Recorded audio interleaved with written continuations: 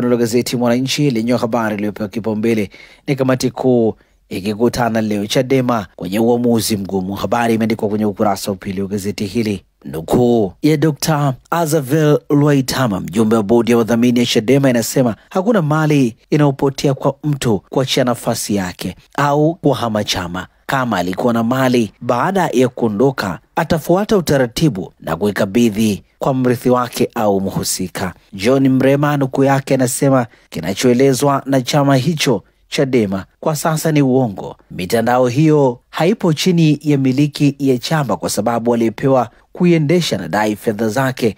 Uongo. Nilishajibu kwenye akaunti yangu ya X kwa kirefu. Ndani wa taarifa hii katika ukurasa wa pili wa gazeti hili.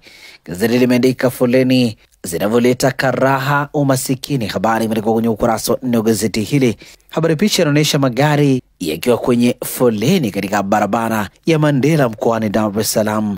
Foleni inasababisha watumiaji kutumia muda mrefu kufika ofisini na majumbani mara kwa mara. Nukuu iliyoandikwa kwenye ukurasa mbele wa gazeti hili ni ya Dr. Prosper Nyaki ikisema kama mwendo kasi zote zinafanya kazi vizuri, watu hawatopoteza muda njiani wala mafuta mengi, na litakuwa suluhisho zuri.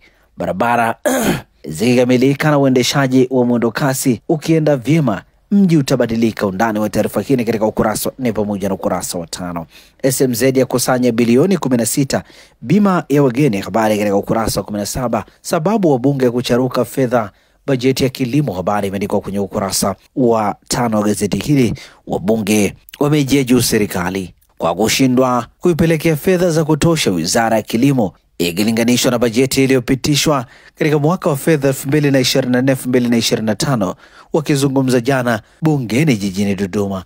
Undani wa taarifa hii katika ukurasa wa 5. Mwananchi limeandika Chauma kuteua wakurugenzi wake. Habari katika ukurasa wa 5. Ushuzi wako afya yako. Habari katika ukurasa wa 12. Na hivi ndivyo ambavyo limeandika gazeti Mwananchi Ijumaa ya leo. Pata nakala yako, some kwa ndani zaidi.